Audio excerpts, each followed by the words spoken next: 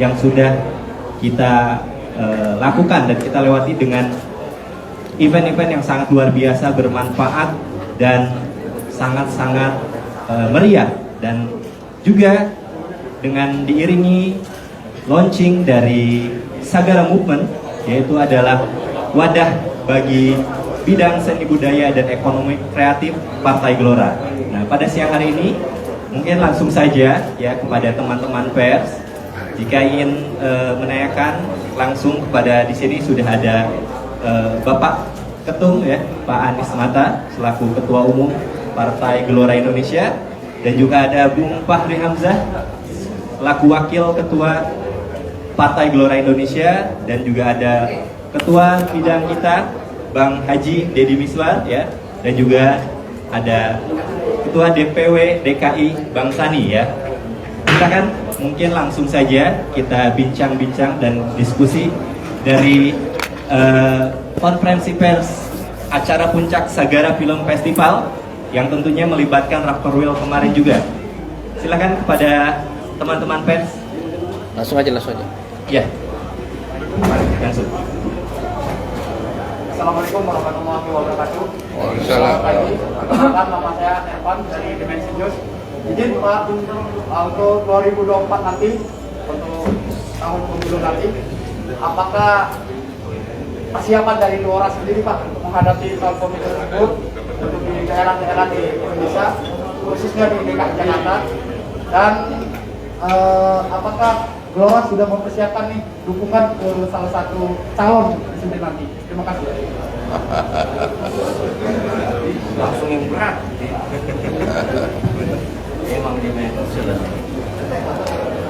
Jadi struktur Partai Gelora sekarang ini insya Allah sudah siap untuk melakukan verifikasi parpol nanti insya Allah yang akan dimulai tahun ini. Saya perlu menyampaikan bahwa di seluruh Indonesia sekarang ini Partai Gelora ada di 34 provinsi, di 514 kabupaten kota dari total 514 kabupaten kota, jadi 100%, dan di 90% dari 7.235 kecamatan dari seluruh Indonesia, serta 13% dari 83.000 kelurahan dan desa yang ada di seluruh Indonesia. Kemudian kadernya sekarang sudah hampir 600.000. Setiap hari ada sekitar 1.000, 2.000 sampai 3.000-an orang yang mendaftarkan menjadi anggota Partai Gelora saat ini.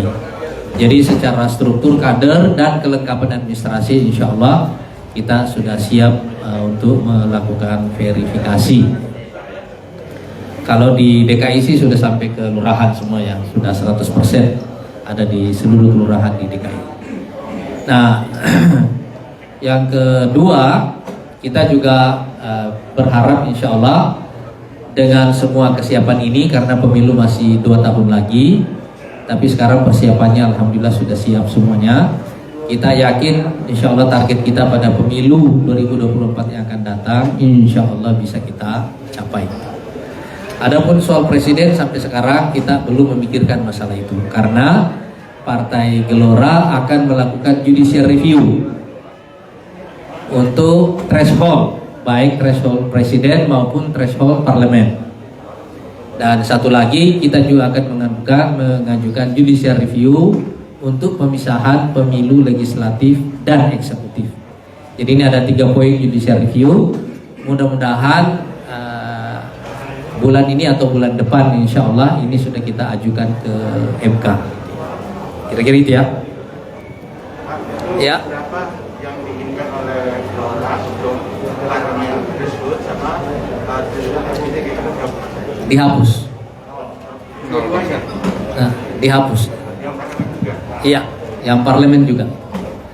Alasannya karena untuk, kalau saya kira kalau perdebatan tentang presidensial threshold ini sudah banyak ya. Tapi untuk parlemen, salah satu alasan kita yang terkuat ini ya ada, yang pertama adalah karena dari suara, total suara dari 575 anggota DPR RI sekarang ini itu tidak sampai 50%. Artinya tingkat representasinya sangat rendah sekali.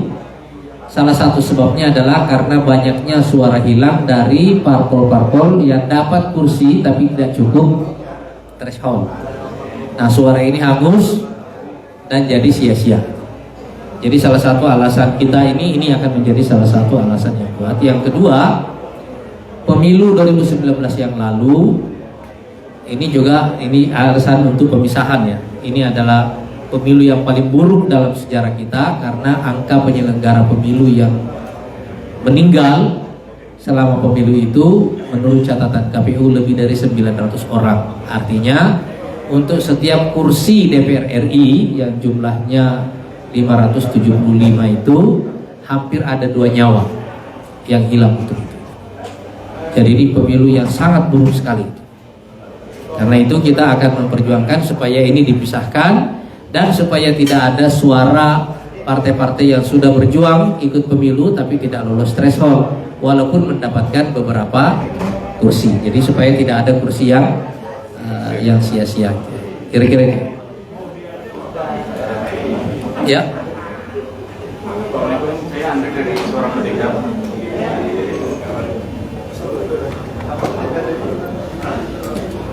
Tadi Pak Anies mengatakan soal membentengi sebuah budaya, apa yang harus dilakukan oleh negara? Apakah akan seperti dulu lagi PPFN gitu, produksi film-film seperti Unyil atau yang propaganda, atau hanya sekedar memberi dana atau bagaimana? Gitu. Karena serbuan budaya yang kita cuma bisa jadi konsumen, nampaknya agak susah kalau kita baru mau berangkat sekarang. Terima kasih. Saya akan bicara dari sisi makronya dulu ya. Nanti selanjutnya ini biar Bang Denis yang jawab nih. Mungkin juga Pak Fahri bisa menambahkan nanti. Yang ingin kita lakukan adalah kalau suatu waktu Partai Gelora ini memimpin, kebijakan atau policy yang akan kita buat adalah menciptakan ekosistem bagi industri kreatif. Mulai dari dukungan akademiknya, misalnya coba kita lihat sekarang ini akademi film di Indonesia ada berapa? Nah, ini kita ingin penguatan lembaga pendidikan yang berhubungan dengan industri ini, lembaga keuangannya, ini semuanya, kemudian industri pendukungnya, dan kemudian dukungan teknologi untuk semua proses ini. Termasuk di dalamnya adalah dukungan untuk ICT-nya. Jadi lengkap dukungan SDM-nya, dukungan finansialnya, dan dukungan teknologinya bisa kita satukan semuanya dalam satu ekosistem yang membuat produktivitas mereka di sini tinggi, tingkat efisiensinya juga tinggi. Jadi kita ingin mengintegrasikan industri ini dalam sistem ekonomi makro kita semuanya. Negara sebenarnya tidak perlu terlalu detail masuk ke dalamnya, tugas negara menciptakan ekosistem itu. Para pelaku industri tahu apa yang harus mereka lakukan, termasuk di dalamnya memperjuangkan kepentingan negara. Mungkin Mbak Demis. Iya, saya kira dalam industri film sudah banyak dicontohkan oleh negara bagaimana kehadiran negara dalam industri tersebut. Karena tadi ini ujung tombak dari pola pikir, gaya hidup sebuah masyarakat yang akan ada barang ikutan industri lain sebagai alat perdagangan. Jadi ini sangat penting, makanya ini jadi diplomasi budaya. Cina ini membuat konferensi Asia Afrika filmnya. Film konferensi Asia Afrika di Bandung dibikin oleh Cina, bukan Indonesia. Betapa pentingnya konferensi Asia Afrika yang digambarkan kehadiran Cina itu sangat penting dalam konferensi tersebut. Karena bukan Indonesia yang bikin. 92% peristiwa di Bandung dipindahkan semua syuting di Cina. Begitu pentingnya film buat Cina. Bahkan saya pernah ditawarkan untuk main jadi Bung Karno. Saya nggak mau. Ditawarkan terserah Pak Deddy mau honor berapa, tulis aja. Unlimited budget. Untuk kepentingan apa? Bagaimana menaikkan citra sebuah negara di hadapan semua bangsa. Pemainnya dari seluruh dunia yang hadir dalam konser di Asia Afrika, aktor-aktor seluruh dunia yang main. Teguki film Korea itu sponsor by government dan mendunia dia.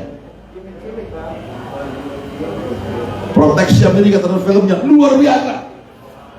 Ada departemen perdagangan dalam departemen buat film.